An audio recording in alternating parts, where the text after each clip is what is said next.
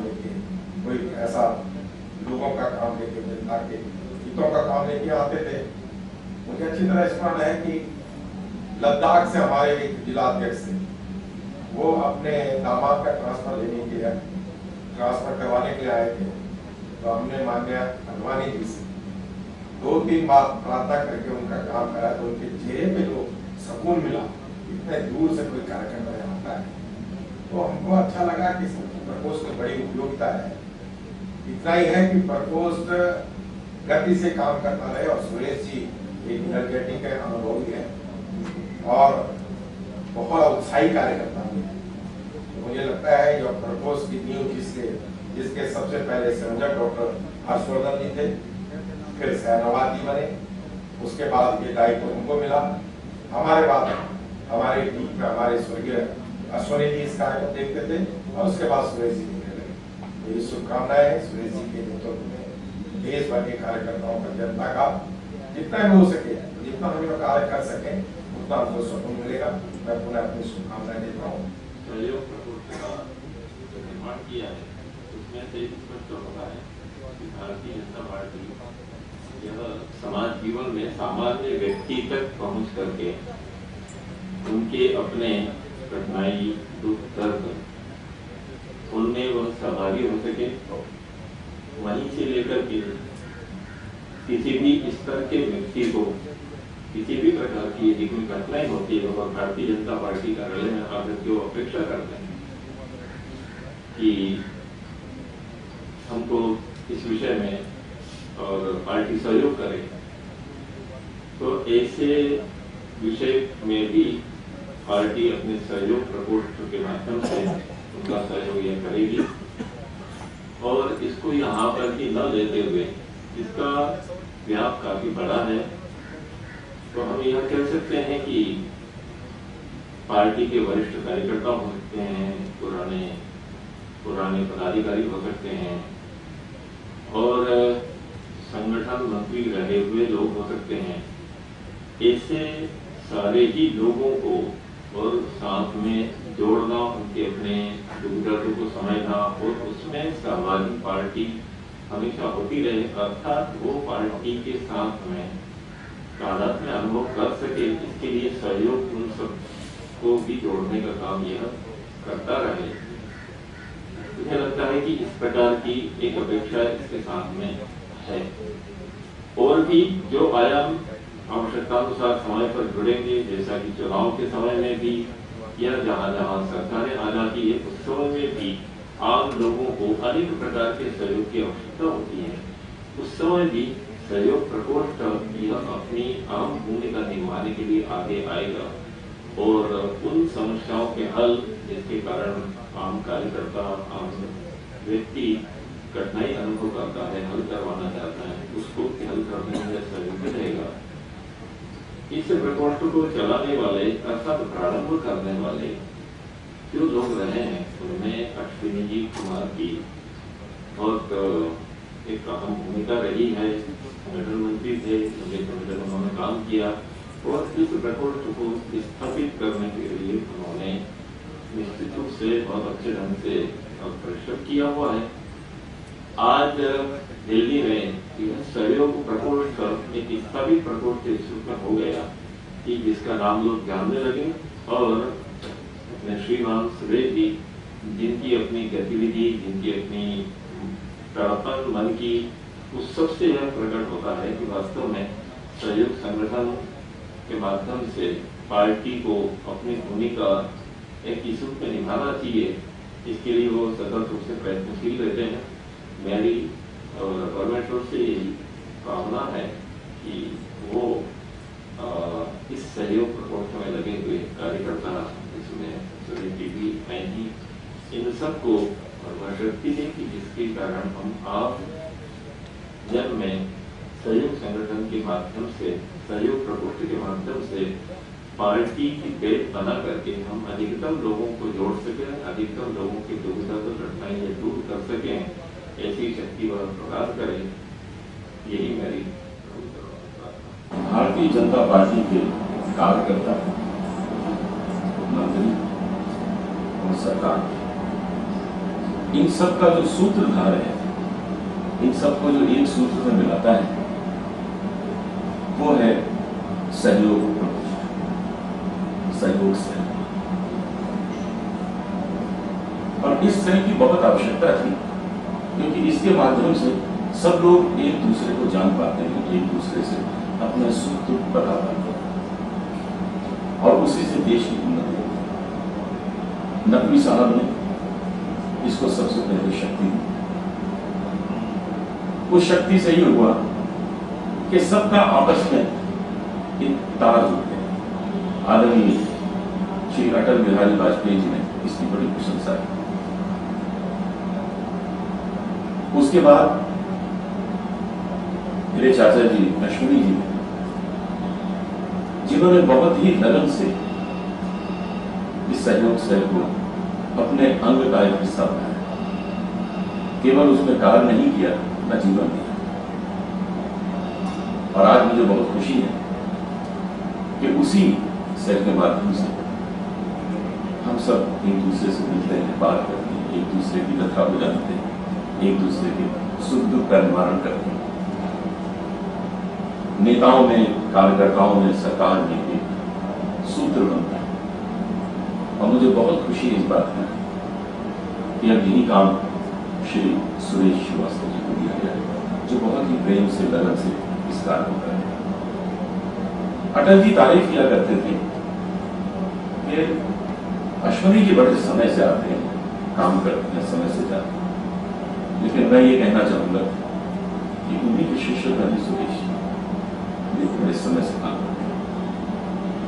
मैं ईश्वर से प्रार्थना करता हूं कि हमारा ये सहयोग प्रकोष्ठ, सहयोग सेल हमेशा देश की उन्नति में सहयोग करें और सभी कार्यकर्ताओं को, सभी नेताओं को आपस में एकजुट कर दे, हमेशा किसी की दूरी न रहे आपस में। इसलिए मैं अपनी ओर से बहुत बहुत शुभकामनाएं और इस सहयोग को बढ़ाई।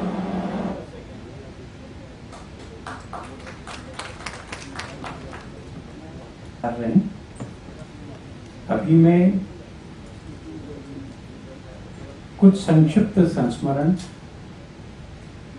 सबसे पहले मैं श्री तनवीर अहमद जी को निमंत्रण कर रहा हूं। उज्जैन में रहते हैं, इस कारण से कुशाभाव जी के साथ लंबे समय तक काम किया है। हमारे अल्पसंख्यक मोर्चा के राष्ट्रीय अध्यक्ष थे, सरकारी जिम्मेवारियों पर भी रहे अपनी सरकार में। श्री तनवीर अहमद जी,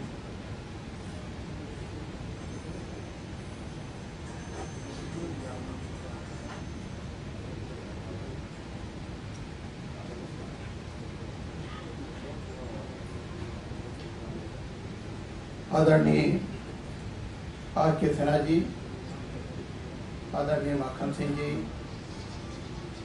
आलोक जी, सैयद शाहनवाज हुसैन साहब, आदरणीय महेश जी शर्मा साहब, आदरणीय कप्तान सिंह जी, आदरणीय JK जैन साहब और कार्यकर्ता भाई हो गए। श्रीदेव कुशाभाव जी ठाकरे के जन्म दिवस की संध्या पर गत वर्ष से यह कार्यक्रम सहयोग प्रकोष्ठ द्वारा आयोजित किया जा रहा है।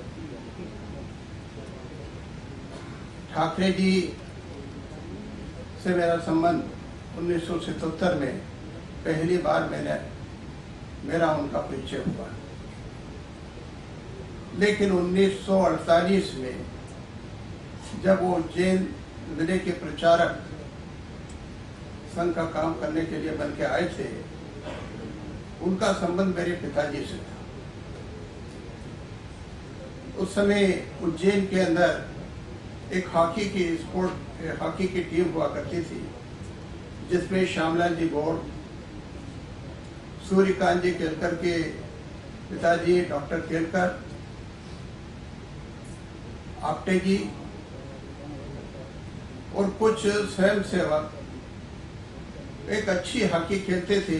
मेरे पिताजी भी उर्दू मिडिल स्कूल के शिक्षक थे, वो भी अच्छी हॉकी खेलते थे और इस टीम से ठाकरे जी का परिचय था। ये मेरे परिवार से ठाकरे जी का 1948 से संबंध रहा है। जब 1977 के अंदर जनता पार्टी की सरकार बनी थी, उस समय ये विचार मध्य प्रदेश में कि अल्पसंख्यकों को भाजपा से जोड़ा जाए।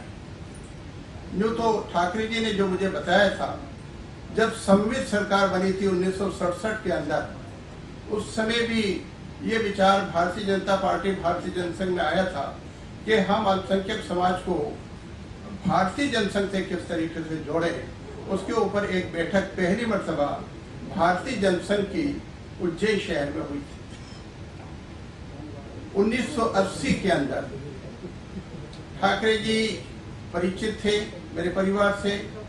उन्होंने श्यामलाल जी गौड़ से चर्चा करी, जो वहां पर भारतीय जनता पार्टी के जिलाध्यक्ष थे। उन्होंने मेरे पिताजी का नाम लेते हुए कहा कि उनके 4 पुत्र हैं, अगर उनमें से किसी एक को हम राजनीति में ले आए तो शायद है कि वो अल्पसंख्यक क्षेत्रों में उज्जैन शहर में हम काम को आगे बढ़ा सकते हैं। ठाकरे जी मेरे घर पे आए, मेरे माताजी से बात करी, मेरे पिताजी से बात करी, वहीं भोजन करा। लगभग वो 2.5 घंटे रहे और उन्होंने पिताजी से कहा कि मैं पार्टी के काम के लिए आपका एक पुत्र यहाँ से ले जाना चाहता हूँ। 3 पुत्र आपके और होंगे जिनसे आपका परिवार चलाएंगे। मेरा हाथ पकड़ के वो आराधना उस समय बन चुका था, आरएसएस का उज्जैन शहर के अंदर एक कार्यालय भवन बन गया था, वो लेके मुझे वहां आए। उन्होंने कहा कि तुम ऐसा करो कि 1 आध सप्ताह के बाद भोपाल आ जाना और भोपाल में हम तुम्हें काम देंगे। भोपाल जब मैं पहुंचा तो उन्होंने कार्यालय में मेरी सारी व्यवस्था कर दी थी। वो कहा था कि अब ये भोपाल शहर के अंदर तुम अल्पसंख्यक क्षेत्रों में जाकर और भारतीय जनता पार्टी के कार्यकर्ताओं को वहां पर किस प्रकार से अपने पक्ष में क्षेत्र में कर सकते हो, उसके लिए काम करते चलो। मैंने ये काम प्रारंभ भोपाल से करा था। उसमें मुझे सफलता मिली थी क्योंकि 89 के अंदर और 90 के अंदर हम मध्य प्रदेश में, राजस्थान में और दिल्ली प्रदेश में सरकार बनाने में सफल हुए थे। इसमें बड़ी संख्या में अल्पसंख्यक समाज हमसे जुड़ा था। मैं उनसे हमेशा ये कहता था कि लेकिन हमें बड़ी कठिनाई आती है, इन क्षेत्रों में हमारे ऊपर भरोसा नहीं करते। लेकिन कभी कभार ऐसा होता है कि जब हम इलेक्शन के प्रचार के अंदर जाते हैं तो कुछ नए लोग हमसे जुड़ जाते हैं। तो वो कहा करते थे कि ये जो नए लोग जुड़ते हैं, ये सही मानों में जो व्यवस्था है, जो कांग्रेस की सरकार है, उसके प्रति उनका गुस्सा है उन लोगों के अंदर जो तुमसे जुड़ रहे हैं। अब इनके नाम लिखना शुरू करो और इनसे संपर्क बढ़ाना शुरू करो। मतदान के दिन भी ये देखा जाता था, जो मैं उनको बताया करता था कि नए कार्यकर्ता मतदान के दिन बहुत से जो भारतीय जनता पार्टी के सदस्य नहीं है, वो हमारे काम में आगे बढ़ के काम कर रहे हैं और हमारे पक्ष में मतदान भी करवा रहे हैं। वो बात सुन के बड़े प्रसन्न होते थे और वो ये कहते थे कि ये सही मानों में इस सरकार के प्रति इनका जो रोष उत्साह है वो प्रकट करते हैं, लेकिन ये एक दिन सरकार के प्रति गुस्सा और रोष प्रकट करके फिर घर चले जाएंगे। तुम्हारा ये फर्ज हो जाता है कि इनकी जानकारी रखो, इनके नाम लिखो, इनसे संपर्क बना के रखो और इनको फिर अपनी विचारधारा से जोड़ो। एक बात और भी कहते थे, खासतौर से वो अल्पसंख्यक समाज के लिए, वो ये कहते थे कि कुछ काम तुम साइलेंट करा, तुम मुकाबला नहीं कर सकते हो वहां पर और अन्य पार्टियों का। उस जमाने में कांग्रेस पार्टी थी, अब तो अनेक क्षेत्रीय दल भी हो गए हैं। तुम साइलेंट काम करोगे तो तुम्हारे सपोर्टर ज्यादा तुम्हें नजर आएंगे और तुम्हारी रचना भी जो होना चाहिए वो खामोशी की रचना होना चाहिए। अगर तुमने खुल के उनके बीच में काम करा तो सामने वाले तुमसे ज्यादा शक्ति से उनके बीच में काम करेंगे और तुम्हारी सारी रचना को वो असफल कर देंगे। रचना भी न बताओ और उस तरीके से काम करोगे तो उस क्षेत्र में, उस पोलिंग बूथ में, उस मंडल में, उस विधानसभा में तुम्हें सफलता मिलेगी। अनेक अवसर ऐसे आए कि उनके मार्गदर्शन में हमने इस प्रकार से काम किया और हम सफल हुए। ऐसे अवसर पे उनकी बहुत सारी बातें याद आती हैं। मैं हज कमेटी का भी चेयरमैन रहा था, उस समय भी उनका मार्गदर्शन मेरे को बराबर मिलता रहा और उन्होंने मेरे काम को यहाँ तक कहा था कि अगर कुछ काम को और भी बढ़ावा देना है, ये बात मैंने बहुत सारे मुस्लिम ऑर्गेनाइजेशन में भी कही है, कई जगह जलसों में कही है। उन्होंने ये कहा था कि अगर करप्शन को रोकना है हज में, तो जहां वहां बिल्डिंगों के अंदर करप्शन होता है, करोड़ों रुपए की लेनदारी होती है आपस में, तो तुम हिंदुस्तान के हाजियों के लिए वहां हज हाउस अलग से बना दो, हज कमेटी के द्वारा या अपने सरकार के द्वारा हाजियों के ठहरने के लिए हज की व्यवस्था हिंदुस्तान के हाजियों के लिए वहां कर दो। लेकिन मैं जानता हूं कि जो मुश्किलें थी वो उसको हम सफल नहीं हो पाए, और लेकिन उनका ये जरूर मशवरा था। मैंने कई जगह ये बात कही तो लोग सुन के चौकन्ना हो गए कि क्या भारतीय जनता पार्टी के राष्ट्रीय अध्यक्ष ऐसे मशवरे देते हैं। मैंने कहा इससे भी ज्यादा वो देते हैं। दूसरी बात मैं सुरेश जी से निवेदन करना चाहता हूँ। सुरेश जी ने मुझसे पूछा था कि ठाकरे जी का जन्म दिवस किस नाम से मनाना चाहिए। मैंने कहा इसका कुछ नाम देना चाहिए। ठाकरे जी ने कार्यकर्ताओं को खड़ा किया है, निर्माण किया है, तो मेरा सुझाव है ठाकरे जी का सारे देश में जन्म दिवस मनाना चाहिए और इस नाम से, निर्माण दिवस के नाम से उसको मनाना चाहिए।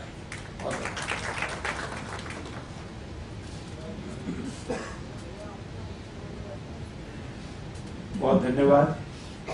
मुझे स्मरण है एक बार मैंने एक कार्यक्रम में भोजन के दौरान ठाकरे जी को कहा कि ठाकरे जी मैं अब और चुनाव नहीं लड़ना चाहता, आप मुझे कुछ संगठन में काम दीजिए ना। तो मेरे हाथ को अपने हाथ में लेकर के कस के उन्होंने आवाज दी जो पास में लोग थे, और सबको पास बुलाकर कहा कि देखो देखो दो भाजपा हैं, एक अटल बिहारी वाजपेयी की भाजपा है, एक मेरी है, और आलोक ने मेरी भाजपा ज्वाइन कर ली है। नींव में रह करके कैसे करते हैं। शाहनवाज जी कह रहे हैं कि मैं उनको ना बुलाऊं, हम सबको लगता है कि मैं उनको बुलाऊं, इसलिए आज मैं अपनी चला रहा हूं। वो आए और चाहे तो 5 मिनट में ही, पर अपनी बात जरूर कहें।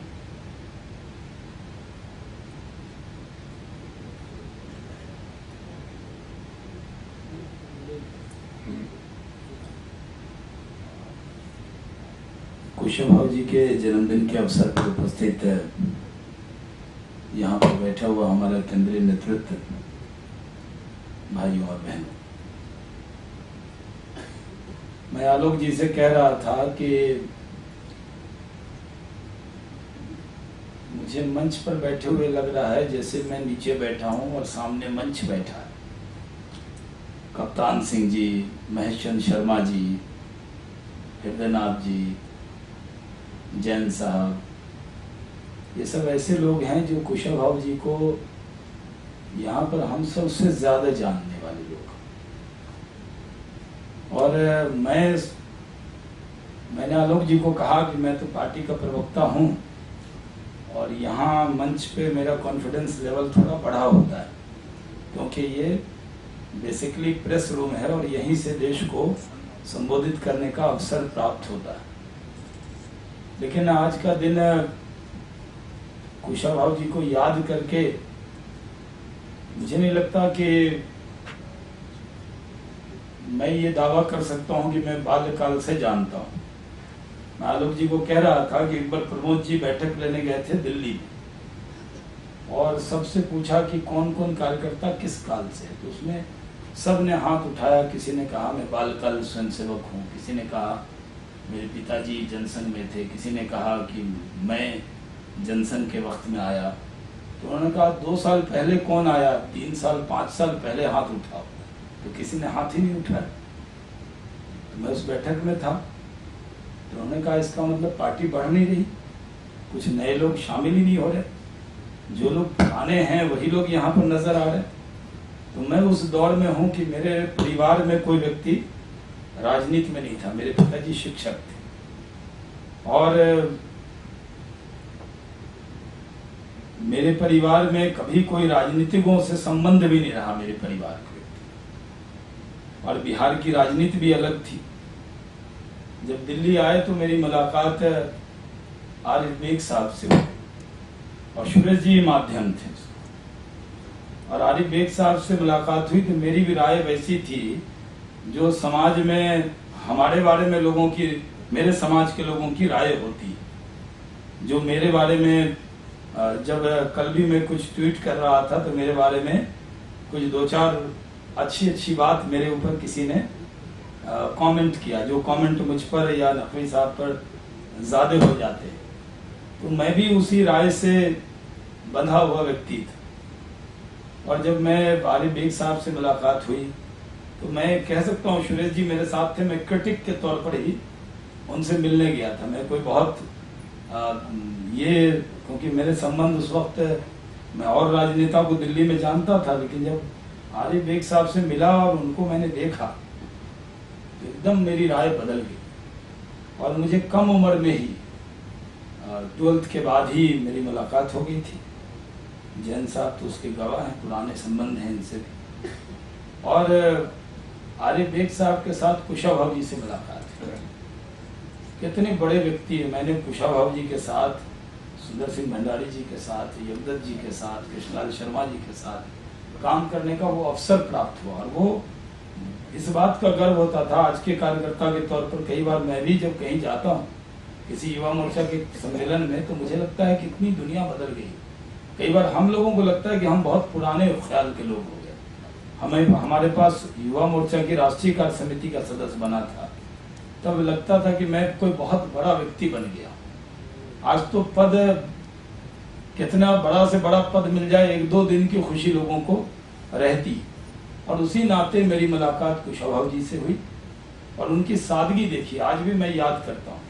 और उनके राष्ट्रीय अध्यक्ष रहते ही हम सब भारत सरकार में उस पूरी अपनी कहानी को तो बयान करना नहीं, लेकिन उनके सामने एक प्रसंग मुझे याद है कि कुशाभाऊ जी जब 4 दिसंबर 1997 को, एक बार उससे पहले मैं कुशाभाऊ जी से मिलने आया और वो मेरे नाम को बहुत प्यार से बुलाते थे। और मुझे बहुत ये होता था कि जो पार्टी के सब नेता कुशाभाऊ जी और सुंदर सिंह भंडारी जी जो अगर निकल जाएं ऑफिस से तो लोग दाएं बाएं हो जाते।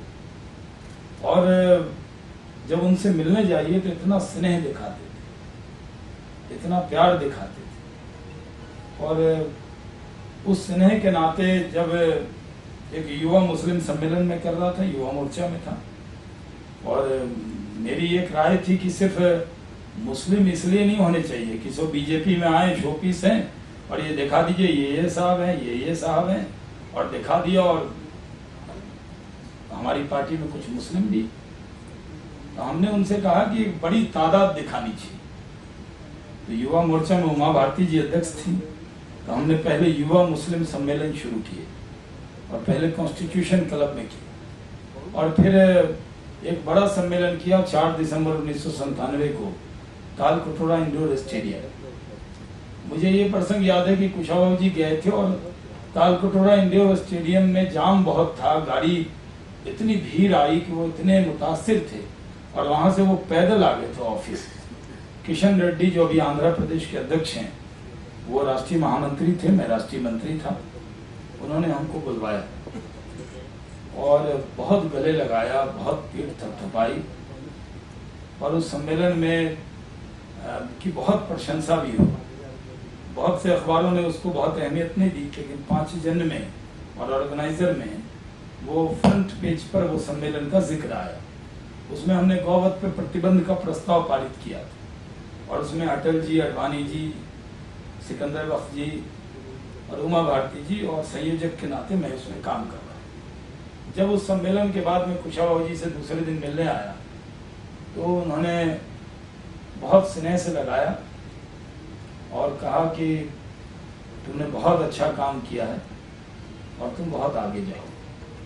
दूसरे दिन ही मुझे पता लगा कि मेरी पार्टी ने तय किया है कि मुझे लोकसभा का चुनाव लड़ाना है। और कुशाभाऊ जी के रूम में ही उमा जी बैठी थी, किशन रेड्डी बैठे थे और 2 दिन के बाद लोकसभा उसी दिन भंग हो गई थी 4 दिसंबर को। और मुझे याद है कि जब वो चुनाव जीत कर मैं आया था तो कितने स्नेह से मिले थे। बहुत सी यादें हैं जिसको बयान किया जाए तो उसके लिए समय और ज़्यादा चाहिए।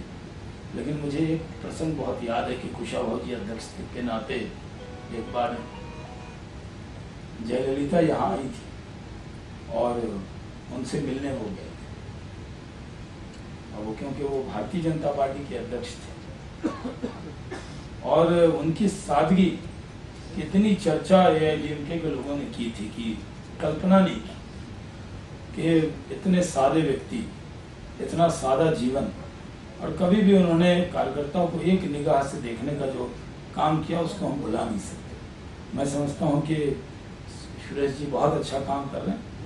मुझे याद है कि कुशाभाऊ जी इनको भी बहुत मानते थे। मैं कई बार उनके पास जाता था जब जिन दिनों में वो कुशाभाऊ जी की बहुत सी याद है, खान पान और बहुत सी बात मैं सिन्हा जी से चर्चा कर रहा था जिसका जिक्र यहाँ पर करना सही नहीं है। जो अपने नेता हैं उनका जो स्नेह है, उनका जो प्यार है, जो हमें मिलता है वो मेरे लिए है, उसका प्रचार ज़्यादा कर देना, उनके स्नेह का, आशीर्वाद का, वो मेरी पूंजी है जो उन्होंने मुझे प्यार दिया है, स्नेह दिया है। तो लेकिन मैंने एक चीज़ देखा कि कुशाभाऊ जी जब बीमार रहने लगे तो मैं बराबर उनसे मिलने यहाँ आता था, और उनको लास्ट में अंतिम वक्त में करीब दिन नागा नहीं होता था जब मैं आता नहीं था, तो उनको अपनी माँ की याद बहुत आती थी। जब बहुत बीमार हुए तो कहते थे मुझे माँ के पास जाना। और जिस तरह हम लोगों आज जिस मुकाम पे भारतीय जनता पार्टी पहुंची, ये सही है कि जो राजनेता होते हैं वो फ्रंट पे रहते हैं और उनका नाम भी ज़्यादा होता है और शोहरत भी ज़्यादा होती है। लेकिन भारतीय जनता पार्टी आज अगर भारतीय जनता पार्टी बनी, आज भारतीय जनता पार्टी की तरफ लोग उम्मीद भरी निगाहों से देख रहे हैं। उन्हीं प्रचारक जीवन के साथ जो लोग भारतीय जनता पार्टी में काम करने आए, जिन्होंने अपना जीवन पार्टी को, देश को समर्पित किया, उन्हीं की वजह से आए। तो कुशाभाऊ जी को जितना भी हम लोग याद करें कम है। और सुरेश जी सहयोग का काम कर रहे हैं और बहुत अच्छे से कर रहे हैं। मुझसे इंटरव्यू लेने आए थे, सबसे कठिन काम था। मैं तो किसी को भी इंटरव्यू देता हूँ क्योंकि मैं प्रवक्ता हूँ, लेकिन जब सुरेश जी के हाथ में माइक लेके इंटरव्यू लेने आए थे तो हमने उनसे कहा कि देखिए, मैं बढ़ा चढ़ा कर अपने बारे में नहीं कहता हूँ, इसलिए मैंने उनसे कहा, सच्चाई कबूल किया, जो मेरा आपने स्टेटमेंट देखा होगा कि मैं सिन्हा जी को बता रहा था कि मुझे सहयोग क्यों मिला। और सहयोग में तो ये डॉक्टर नाहिद शेख बैठी है, सहयोग की पहली कार्यकर्ता, पता नहीं ये इन्हें याद नहीं या भूल गई। जब मैं और सुमित्रा महाजन बैठते थे, एक कैबिनेट मंत्री और एक राज्य मंत्री एक रूम में, तो नाहिद जी आई और उन्होंने कहा मुझे मिलना है। तो सुमित्रा जी ने कहा कि शाहनवाज साहब से बात करनी, उनका बताइए। तो सुमित्रा जी ने कहा अरे बात कर लो। तो नाहिद जी ने कहा कि नहीं, मुझे पार्टी में आना है, फिर बात करना है।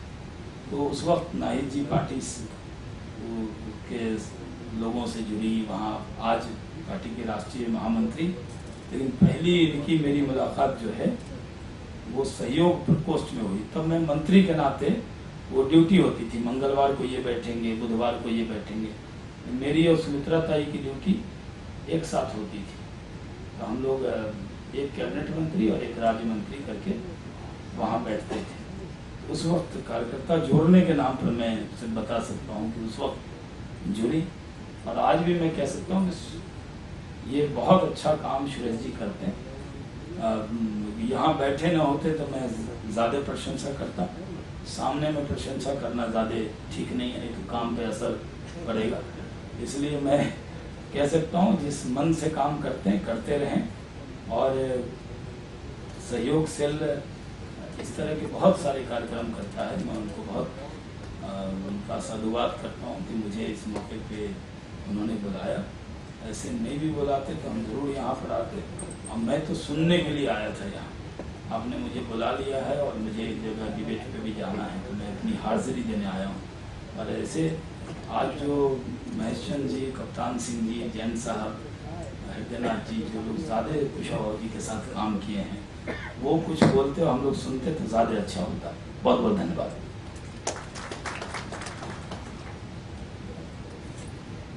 इस बीच में हमारे दिल्ली प्रदेश भाजपा के अध्यक्ष श्री विजय गोयल जी भी पधारे हैं, स्वागत भी करता हूं और मंच पर आकर बैठे।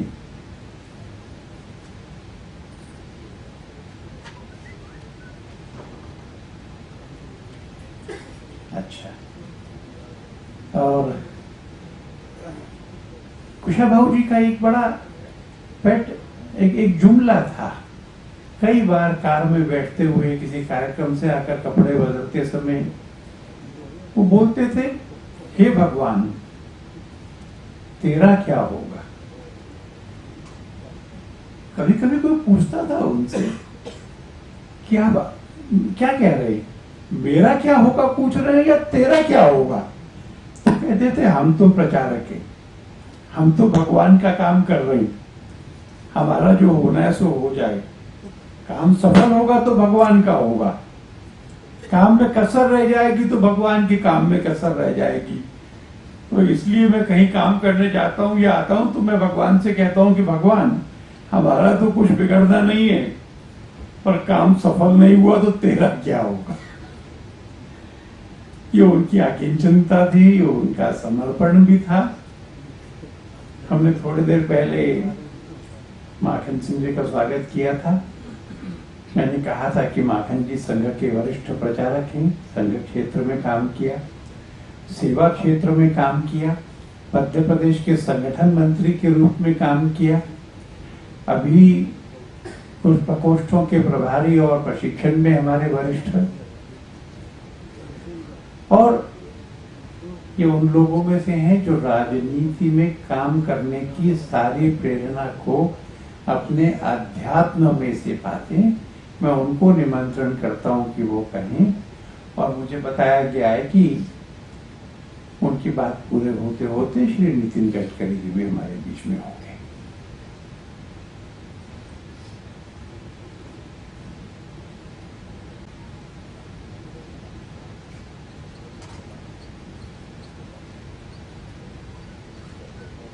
सम्माननीय मंच, रणवीर भाई और शहनवाज जी जो बोल रहे थे, बोलते समय मुझे लग रहा था कि संघ के प्रचारक, उनके अपने काम, उनकी अपनी प्रेरणा से बाकी सारे काम चलते हैं, उनके अपने परिश्रम से चलते हैं। जैसे कि अभी वो मंच से शायद नीचे उतर गए हैं, पर आज जो मैं देख रहा हूं उनका भी अपना जो समर्पण है, अपने ही समाज में साहस के साथ में और काम करना, और उनके ऊपर अनेक प्रकार के आरोप ये सब लगते हुए, उन सबको सहन करते हुए भी अल्पसंख्यक समुदाय में एक बहुत अच्छे कार्यकर्ता, बहुत अच्छी समझ रखने वाले कार्यकर्ता, मैं तो ठीक शब्द यदि प्रयोग कर रहा हूं और उसमें कोई अन्यथा उसको नहीं ले, तो मैं कह रहा हूं कि वो एक अच्छे सुनचक के रूप में ही काम कर रहे हैं वहां पर भी। क्योंकि संघ का सुनचक, यानी संघ यह हिंदू सुनचक संघ नहीं है, संघ यह राष्ट्रीय सुनचक संघ है। जो भी राष्ट्र के लिए अच्छी प्रेरणा, अच्छी भावना लेकर के काम करने वाला है, वह सब उसी का ही काम कर रहा है, ऐसा हम मानते हैं। इसलिए उन्होंने बहुत अच्छी बातें और बड़े हृदय से बातें रखी है। मुझे कहा है कि ठाकरे जी के विषय में कुछ संस्मरण आप रखें। बहुत बड़ा व्यक्तित्व है ठाकरे जी का। प्रचारक जीवन होने के कारण मैं संघ कार्यालय में रहता था। उस समय में भारतीय जनता पार्टी के कार्यालय बने नहीं थे, इसलिए ठाकरे जी भी जहां तहां जाते थे तो संघ कार्यालय में ही ठहरते थे। उज्जैन संघ कार्यालय में ठाकरे जी आए तो रात्रि को कोई 10 बजे के आसपास आए होंगे, 10 सवा 10 बजे, और उनके लिए कक्ष निर्धारित था, विशिष्ट लोग आते थे, उसमें वो ठहरते थे। तो उनको उस कक्ष में छोड़ने के बाद में मैं चला गया अपने कक्ष में। थोड़ी देर बाद मुझे ऐसा लगा कि कुछ कपड़े धोने की आवाज आ रही है। मुझसे रहा नहीं गया। मैंने कहा इतनी रात को कौन कपड़े धो रहा है? तो मैंने देखा कि ठाकरे जी के कमरे की तरफ आवाज आ रही है। वहां गया, मैं देखा तो ठाकरे जी बाथरूम में कपड़े धो रहे हैं। मैंने सहज रूप से ही कहा, मैंने कहा ठाकरे जी इतनी रात को आप कपड़े धो रहे हैं? अरे भैया तुम क्या जानो हमारी अपनी तकलीफ। अब हमको सुबह से शाम तक रात तक लोग छोड़ते नहीं हैं, और अब अटैची में 2 जोड़ कपड़े रहते हैं, एक धोती एक कुर्ता शरीर पर, एक धोती कुर्ता अटैची में। दूसरे दिन पहनने के लिए कपड़े मिल जाए इसके लिए एक दिन पहले धो करके मैं रख लेता हूँ। रात में सूख जाएंगे, सुबह मुझे पहनने के लिए मिल जाएंगे। बिन धुले रहे तो दूसरे दिन कपड़े नहीं मिलेंगे। यह सुनकर के मेरी अपेक्षा बहुत वरिष्ठ है। मैं जिनकी प्रेरणा से प्रचारक निकला, ऐसे बाबा साहब नातू, उनके भी वो विभाग प्रचारक रहे। इतने वरिष्ठ व्यक्ति और उनके जीवन में इतनी सादगी, एकदम प्रचारक का संपूर्ण रूप से मूर्तिमंत ऐसा अपना जीवन उनका अपना, वह देख करके और मुझे लगा, मैंने कहा ठाकरे जी आप धन्य हो, इतने बड़े नेता हो, बाहर जाते हैं तो लोग आपकी कितनी जय जयकार करते हैं, कितने बड़ी आतुरता के साथ मिलने के लिए लालायित रहते हैं, किंतु आपका व्यक्तिगत जीवन कितना सरल, कितना सादगी भरा और कितना एक ध्येय को सामने रख करके उसके अनुसार ही संपूर्ण जीवन को ढालते जाना, चलाते जाना, अपने जीवन से स्वयं अपने साथ में रहने वाले कार्यकर्ता यह सीखते जाएं और वैसे ही वो बनते जाएं, ऐसा मूर्तिमंत जीवन उनका अपना ये देखने को मिला। 1990 हमारे लिए देश में उस समय बहुत अनुकूलता थी। राम जन्मभूमि का विषय जो कुछ था, उसमें जो घटनाक्रम सारा हुआ और सरकारें आने की संभावना थी। मैं तो प्रचारक जीवन ही उस समय में संघ क्षेत्र में चला रहा था, तो मुझे उस समय में यानी 1968 से ही चुनाव लड़वाने का काम ये मुझे रहा है। हर एक चुनाव के समय मुझे कहीं न कहीं भेजा जाता रहा। तो 1990 में भी मुझे एक काम मिला। जब प्रत्याशी चयन का काम हुआ, उस समय में वहां के अपने वरिष्ठ कार्यकर्ताओं के साथ में जो सहमति बनी, उस सहमति के अनुसार हम लोगों ने कुछ नाम निर्धारित किए और वो होना चाहिए, वही ठीक है, उसमें सभी संगठनों की भी राय है, यह हम लोगों का मन था, तो इसलिए इन्हीं को स्वीकार किया जाना चाहिए। मैंने क्या देखा कि दूसरे दिन जो घोषणा हुई दिल्ली में, वो सूची आई, उस सूची में बदल हुआ और यहां से कुछ और लोगों के नाम तय हो गए, क्योंकि पैनल जो मंगवाते हैं तो पैनल में फेरबदल के लिए पर्याप्त गुंजाइश, तो कई बार बहुत नंबर 1 का महत्वपूर्ण व्यक्ति रहता है, वह भी एकदम बदल कर दिया जाता है। उस दिन पता नहीं मुझे मन में बहुत पीड़ा हुई और उस पीड़ा को अब मैं बचाऊं कैसे, मेरी क्षमता थी नहीं, क्योंकि मुझे तो कार्यकर्ता कोसने वाले सामने, मैं उनके सामने, वो कहती ये क्या हो गया। तो उस दिन रहा नहीं गया, मैंने फोन किया कुशाभाऊ को, मालूम पड़ा कि वो दिल्ली में है। मैं उज्जैन से दिल्ली बात कर रहा हूँ कुशाभाऊ ठाकरे, इतने बड़े आदमी को बात कर रहा हूँ। मुझे आज लगता है कि मुझे कुछ तो सोचना चाहिए था उनको, क्यों मैंने बात की। मैं कोई 10, 12, 15 मिनट तक ठाकरे जी को यह बात बोलता रहा कि आप कैसा निर्णय करते हैं, नीचे के कार्यकर्ताओं को नजरअंदाज करके, चाहे जैसे लोगों को आप आइए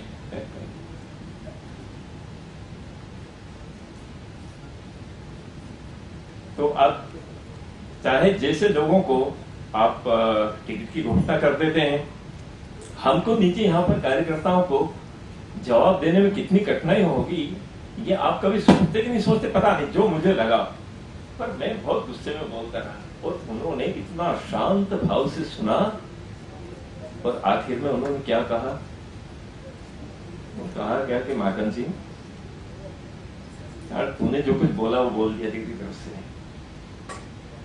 मैं भी जहां पर काम कर रहा हूं संघ के प्रचारक के रूप में ही काम कर रहा हूं, मानते हो कि नहीं?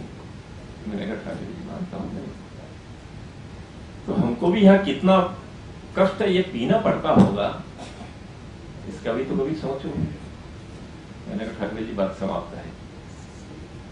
नहीं बात समाप्त नहीं है, मैं आ रहा हूं। 2 दिन बाद ही वो आ गए और उज्जैन से साथ में मुझे लेकर के लगभग कोई 50 किलोमीटर की दूरी यह कार में साथ में बिताई। और फिर उन्होंने जो घटनाक्रम सुनाया वो सारा सुनाने का समय है नहीं, पर संक्षिप्त में मैं ये कहूंगा उनकी अपनी पीड़ा को कि वास्तव में ऐसे लोग ये कितना जहर पीते हैं अंदर और अमृत ही बाहर निकालने की कोशिश करते हैं। उन्होंने कहा कि तुमने उस दिन बोला मुझे कष्ट नहीं हुआ, मुझे भी ये सब कष्ट होता है, पर मैं जिस टोली के साथ में काम कर रहा हूँ उस टोली का अहंकार भी झेलना पड़ता है। मैं नहीं चाहता हूं कि ऐसे लोगों को टिकट मिले, किंतु किसी विशेष व्यक्ति ने जब जोड़ दिया किसी बात के लिए, मैं क्या करूंगा? सोचो तो सही, ये मेरे साथ में एक अटैची चलती है, क्या है इसमें? ये 2 जोड़ कपड़े और एक शाल या चादर होगी, इसके अतिरिक्त तो और कुछ है क्या? मैंने कहा ठाकरे जी ये सब बातें तो मैं स्वीकार करता हूँ, पर मेरे मन की भी पता नहीं उस दिन बहुत पीड़ा। नहीं तुझे मैं समझाना चाहता हूँ, तू समझ इस बात को कि इस प्रदेश में मुझे सारे लोगों को एक साथ में बिठा करके वो प्रांतीय नेता बने, इसके लिए कितने साल बीत गए। बैठकें मासिक नहीं होती है, वर्ष में भी बैठक नहीं हो पाती कई बार। यदि उन पर छोड़ दिया जाए तो पीछे पढ़ कर इकट्ठे कर करके और उनको बिठाता हूँ, चलाने की कोशिश करता हूँ। इन सब पीड़ाओं में से गुजरते हुए पार्टी आगे बढ़े, यही तो प्रयत्न है ना। इसलिए जैसे भी लोग हमारे पास में है उन सब लोगों को साथ में लेना यही ताकत है। इसलिए हम जानते हैं कि बहुत बड़ी भूल हो रही है, उसको भी पी जाना पड़ता है, सहन करना पड़ता है। इसके अतिरिक्त हमको और कोई रास्ता नहीं है। यदि पार्टी को विस्तार देना हो तो हमारी नहीं चलेगी, ऐसे लोगों की भी चलेगी कि जिनको हम जानते हैं कि जिनके विषय में ज्यादा हमको महत्व नहीं देना चाहिए, पर उनका महत्व है सामाजिक स्तर पर, इसलिए हमको उनकी भी बात मानना पड़ता है। ये दूसरी घटना, उस दिन मुझे मन को लगा, मैंने कहा अब कभी भी अपने अंदर के गुबार ये ऊपर निकालने की कोशिश नहीं करना कि कौन कहां पर कार्यकर्ता अपने अपने स्तर पर कितने कष्टों में से पार्टी को ऊंचा उठाने का काम कर रहा होगा, ये हमको पता नहीं है। यह प्रत्यक्ष चर्चा में से ही हम जान सकते हैं, हम समझ सकते हैं। मुझे लगता है कि ये दोनों घटना यही अभी कहना पर्याप्त है, बातें बहुत है, पर अभी बाकी और अपने वक्ता उपस्थित हैं, वो सामने आएंगे। मैं उनके श्रेष्ठ तपस्वी और एकदम राष्ट्र को पूर्ण रूप से समर्पित जीवन, जिन्होंने अपना एक एक क्षण एक एक कण राष्ट्र को अर्पित किया, प्रत्यक्ष रूप में जल जल करके प्रकाश दिया, ऐसे और ऋषि तुल्य ठाकरे जी के चरणों में नमन करते हुए अपनी बात को विराम देता हूं।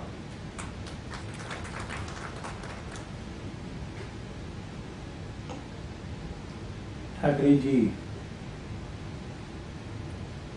व्यक्ति भी थे, परंपरा भी थी। जब मुगल सराय में दीनदयाल जी की मृत्यु के बाद उनकी अटैची खोली गई, तब उसमें भी तो एक ही जोड़ी कपड़े थे और एक निक्कर थी। बदायूं में भाषण देने गए, वहां पे एक संघ चालक के यहाँ ठहरे, कहने लगे आप कॉलेज में जा रहे हो दीनदयाल जी, आपकी तो धोती भी फटी, कुर्ता भी फटा। तो धोती कुर्ता दिया, सहज में पहन के चले गए, भाषण दे के आ गए। भाषण दे के आ गए, अपने कमरे में गए, बाहर आए, फटी धोती पहनी, फटा कुर्ता पहना और उसकी धोती कुर्ता तय करके उनको दे रहे कि ये भाई साहब आपने दिया था, काम हो गया। उनकी भी आंखों में आंसू आ गए कि काहे धोती कुर्ता आप वापिस कर, आप ले ही जाइए, अच्छा रखने के लिए दिया था क्या। एक परंपरा की बात हो रही थी। श्री नितिन गडकरी जी हमारे बीच में आए हैं। मैं सुरेश श्रीवास्तव जी को बुला रहा हूं कि वो हम सब की ओर से उनके प्रति अपना आदर व्यक्त करें।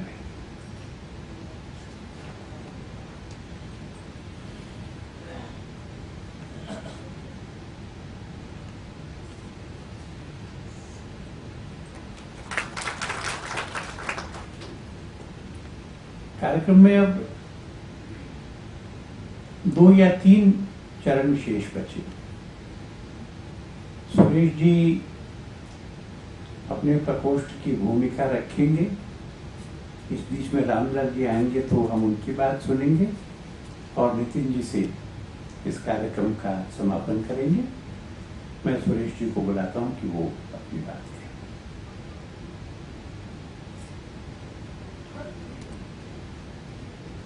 स्नेह युक्त व्यवहार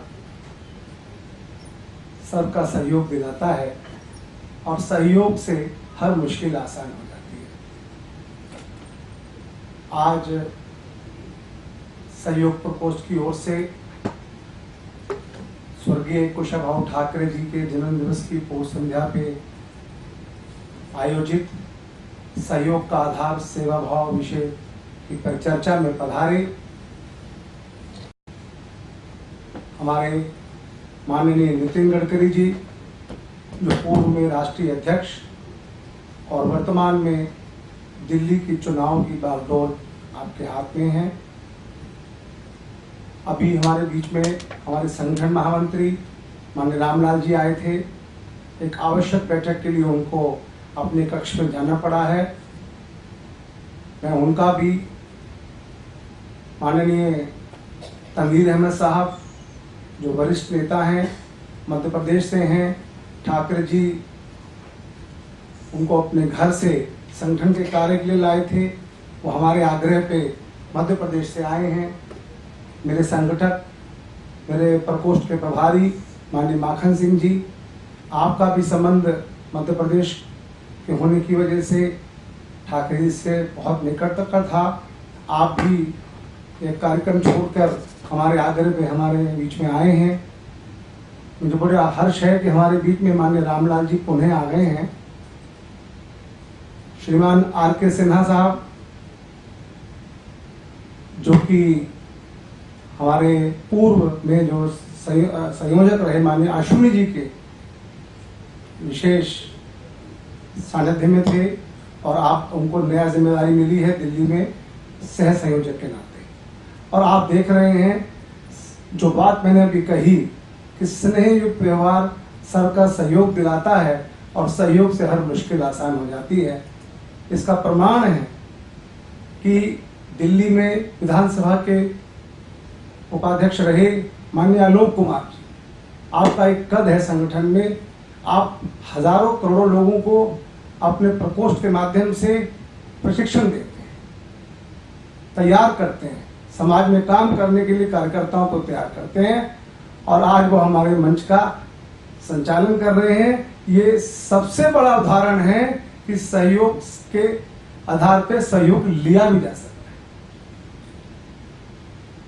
अभी जो हमारे प्रकोष्ठ की ओर से जब पिछली बार एक कार्यक्रम रखा गया तो हमने मुंशी प्रेमचंद जी के नॉवल मंत्र को आधार बनाया था और हमने ये साबित किया था कि किस प्रकार से सहयोग किया जा सकता है। बंधुओं, आज एक विचार मैं आपके सामने रखना चाह रहा हूं क्योंकि ये एक परिचर्चा है। ठाकरे जी के जन्म दिवस की पूर्व संध्या पे सहयोग प्रकोष्ठ की ओर से है। इसमें है सेवा से पवित्रता, पवित्रता से सेवा। योग दर्शन के प्रसिद्ध आचार्य महर्षि पतंजलि